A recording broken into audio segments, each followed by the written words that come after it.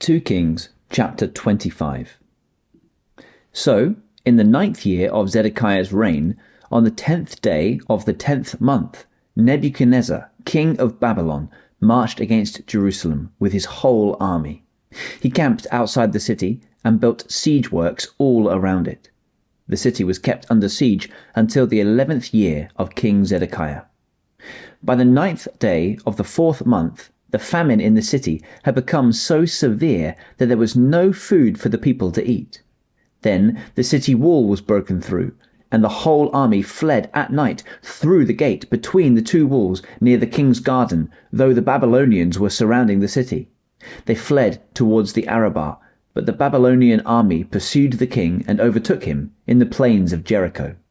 All his soldiers were separated from him and scattered, and he was captured. He was taken to the king of Babylon at Riblah, where sentence was pronounced on him.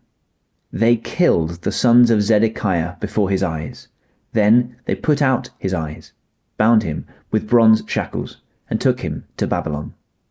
On the 7th day of the 5th month, in the 19th year of Nebuchadnezzar, king of Babylon, Nebuzaradan, commander of the imperial guard, an official of the king of Babylon, came to Jerusalem. He set fire to the temple of the Lord, the royal palace, and all the houses of Jerusalem. Every important building he burned down. The whole Babylonian army under the commander of the imperial guard broke down the walls around Jerusalem. Nebuzaradan, the commander of the guard, carried into exile the people who remained in the city, along with the rest of the populace and those who had deserted to the king of Babylon. But the commander left behind some of the poorest people of the land to work the vineyards and fields.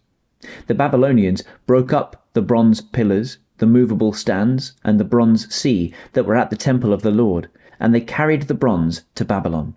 They also took away the pots, shovels, wick trimmers, dishes, and all the bronze articles used in the temple service.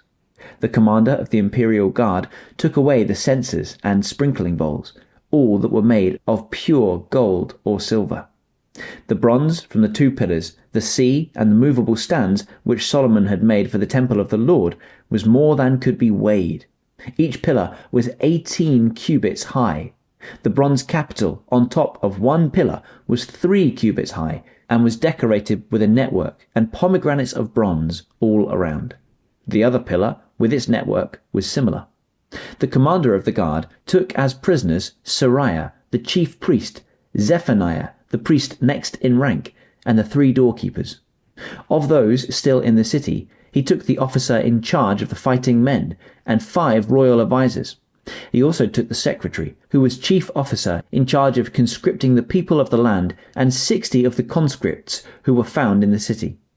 Nebuzaradan, the commander, took them all and brought them to the king of Babylon at Riblah. There at Riblah, in the land of Hamath, the king had them executed. So Judah went into captivity away from her land. Nebuchadnezzar, king of Babylon, appointed Gedaliah, son of Ahikam, the son of Shaphan, to be over the people he had left behind in Judah. When all the army officers and their men heard that the king of Babylon had appointed Gedaliah as governor, they came to Gedaliah at Mizpah. Ishmael, son of Nethaniah, Johanan, son of Kareah, Seraiah, son of Tanhumeth, the Netophathite, Jazaniah, the son of the Markathite, and their men. Gedaliah took an oath to reassure them and their men. "Do not be afraid of the Babylonian officials," he said. "Settle down in the land and serve the king of Babylon, and it will go well with you." In the 7th month, however, Ishmael, son of Nethaniah, the son of Elishama, who was of royal blood, came with 10 men and assassinated Gedaliah, and also the men of Judah and the Babylonians who were with him at Mizpah. At this, all the people, from the least to the greatest, together with the army officers, fled to Egypt for fear of the Babylonians.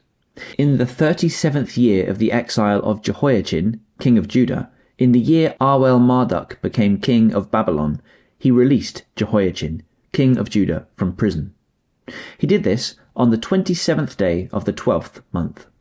He spoke kindly to him and gave him a seat of honor, higher than those of the other kings who were with him in Babylon.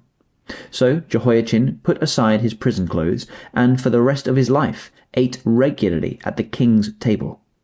Day by day, the king gave Jehoiachin a regular allowance as long as he lived.